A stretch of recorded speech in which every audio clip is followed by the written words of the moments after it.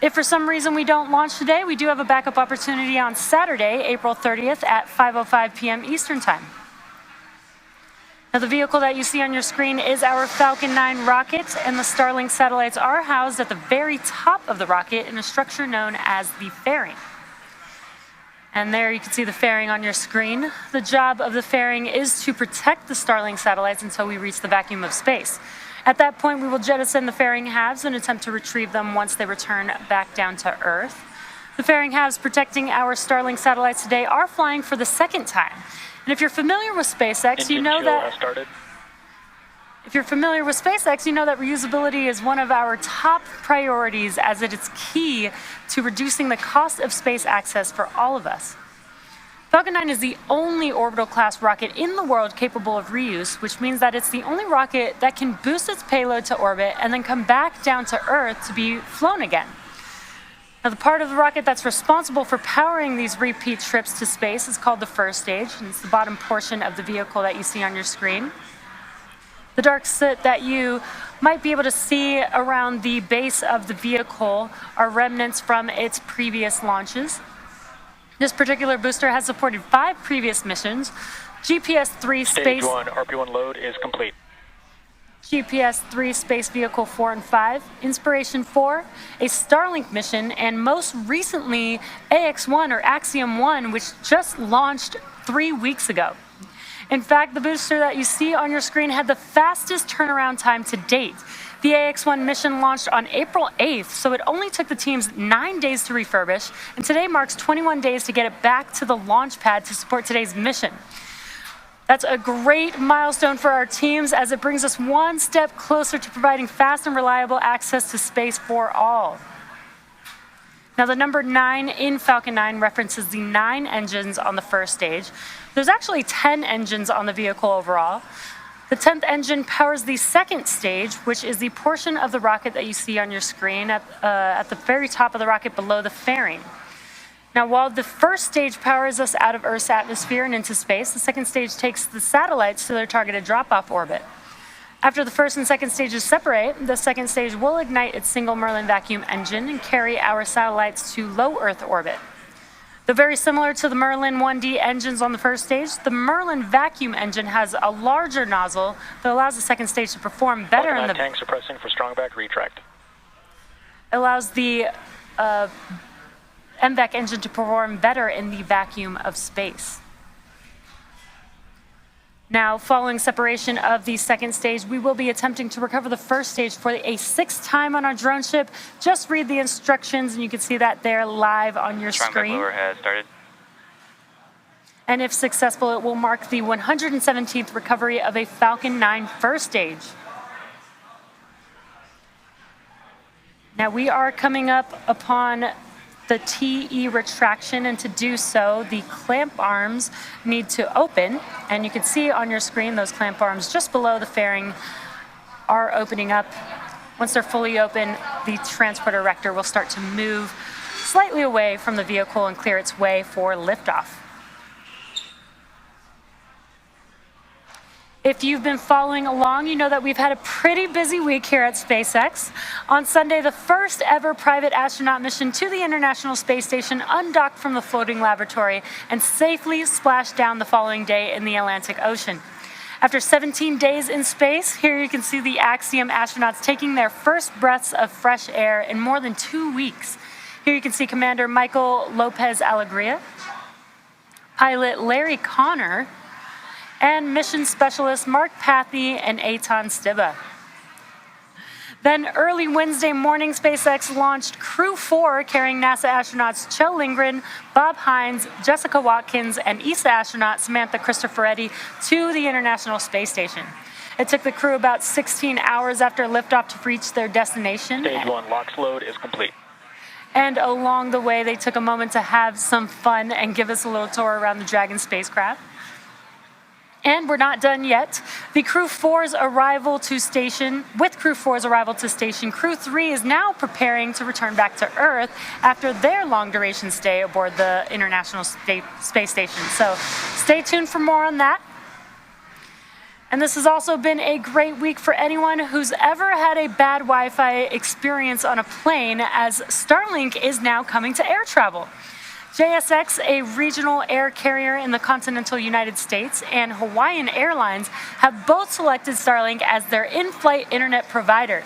And both airlines will make Starlink service available to every passenger without complicated login or payment screens, so that when customers get on the plane, the internet just works. So that's very exciting. But with just a couple minutes left to go, Falcon 9 is moving into the final stages of the countdown. We already heard LOX load complete on the first stage. We are awaiting completion of LOX load on the second stage here.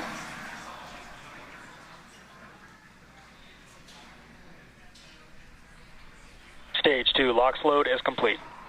Great news, that's that call out. What that means is now prop load is complete on Falcon 9 and ready for T0 today. We'll start to vent out. Start to vent out the liquid oxygen lines on the transporter erector, so you can see those white clouds there on your screen. And then at the T-minus 1 minute mark, the Falcon 9 flight computers will take over the launch countdown. And we should hear that call out here shortly. And great weather over there at the Cape. This is great, a great day for... Falcon 9 is in startup. And great news. It's a great day for a launch. Falcon 9 is now in startup. We are now just waiting for the final go from the launch director.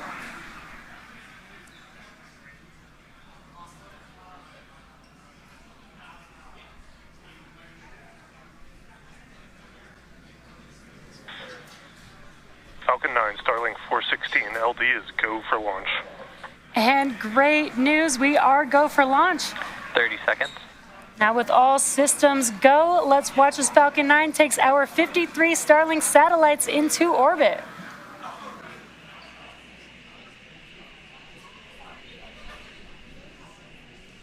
Fifteen seconds. T-minus 10, 9, 8, 7, 6, 5, 4, 3, 2, 1. Ignition. Lift off for Starlink. Go Falcon. Go Starlink 416.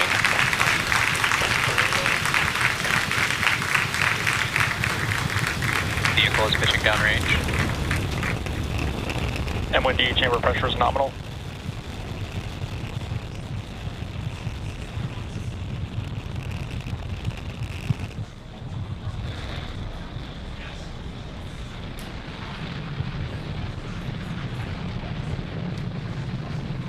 Falcon 9 has successfully lifted off from Space Launch Complex 40, carrying our 53 Starlink satellites.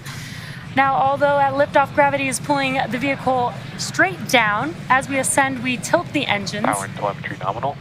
And tilting those engines is called gimbaling. That turns the rocket horizontally, and you can kind of see that there on your screen. So we are still going up, but we're also heading horizontally away from the launch pad. And that is what we call a gravity turn. And we are coming up on max Q here in a few seconds.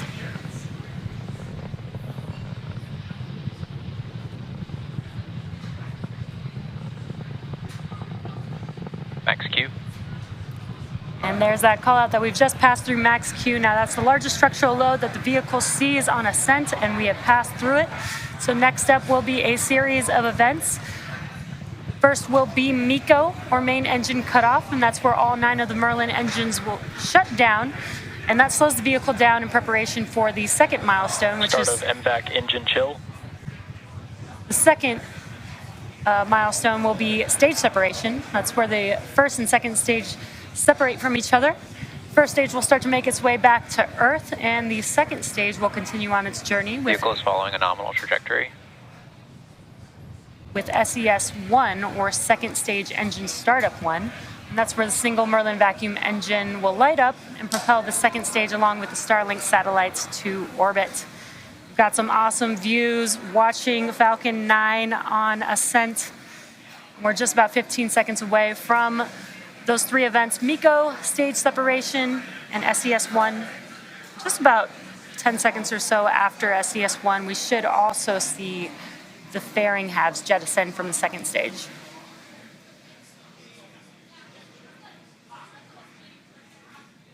Main engine cut off. Stage separation confirmed.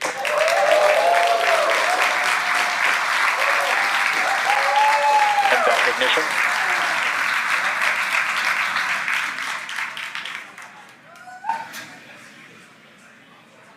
Bearing separation confirmed.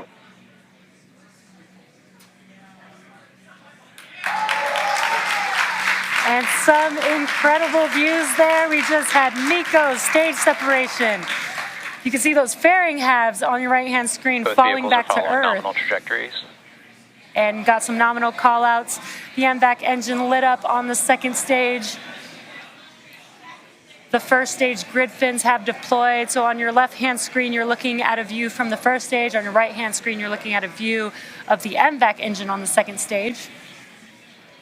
While that second stage is doing its job, that first stage is coming back home to Earth, and it'll execute 2 burns to get back home.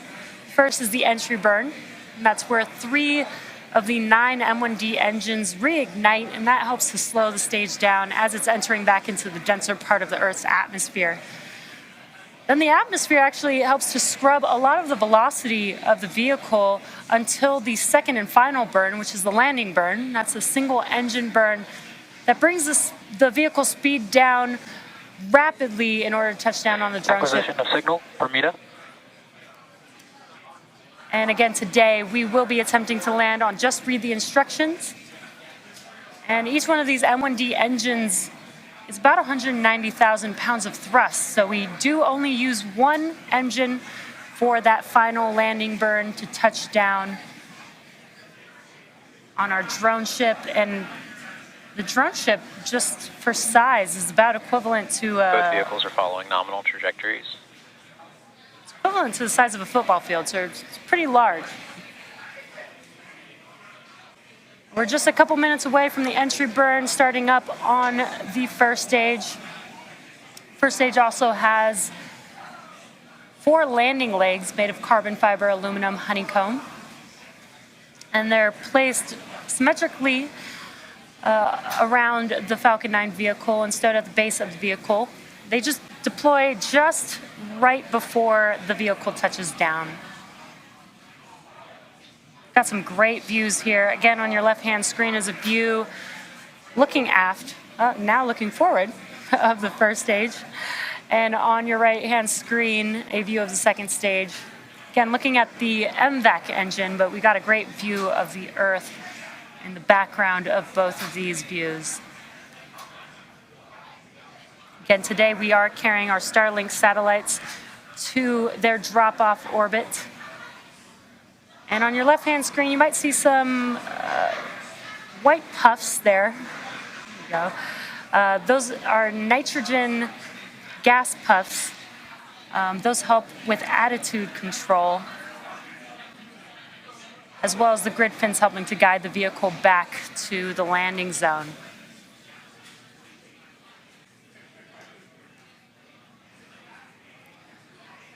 Everything's still looking nominal. Stage 2 on a nominal trajectory. Stage 1 entry burn startup. Stage 1 FTS is saved. And on your left-hand screen, you can see those engines reigniting. This burn will last about 20 seconds long. This is the entry burn for the first stage.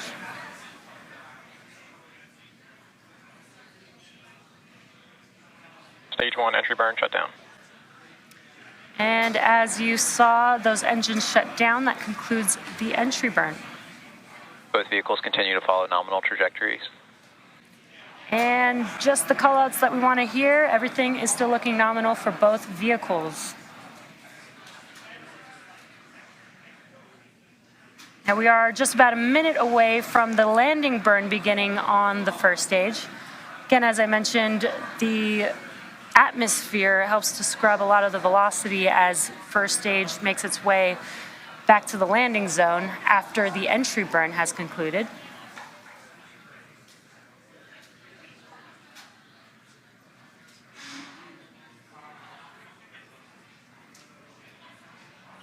And we got a great view here of the second stage. And I mentioned that soot earlier on the first stage. As you saw, the vehicle, Stage 1 transonic. the first stage vehicle actually enters back into the Earth's atmosphere with the engines first, so it is flying through its own plume. And the fuel for Falcon 9 is a kerosene, which is carbon-based, and that's what creates that soot onto the vehicle. We are coming up on the landing burn here for Stage first 1 stage. landing burn. Great timing. Landing burn has begun. Again, this will also last about 20 seconds, and we should see the landing legs deploy just before touchdown, and some great views here. Stage 1 landing leg deploy. Stage 2 is in terminal guidance.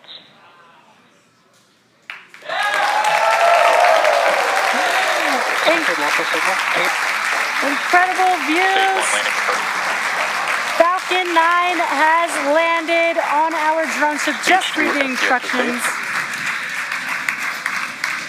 What an incredible landing. This marks the 117th recovery of a first stage booster.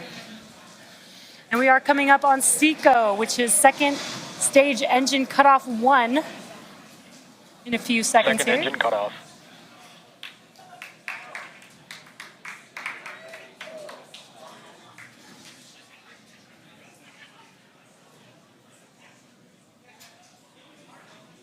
Nominal parking orbit. And great callouts. We just had SECO 1, that's second stage engine cutoff 1, with a confirmation of good orbit. So with that successful confirmation of second stage engine cutoff and a good orbit, we will be ending our webcast for today's launch. Now, as mentioned previously, we will be confirming payload deploy via our social channels, so keep an eye out for that. Thank you to the Federal Aviation Administration for supporting Acquisition of signal, Newfoundland. for supporting our mission today. And of course, thank you to all of our viewers and all of our Starlink customers using our service at this time. Keep an eye out on our social channels for the latest SpaceX news, and we'll see you next time.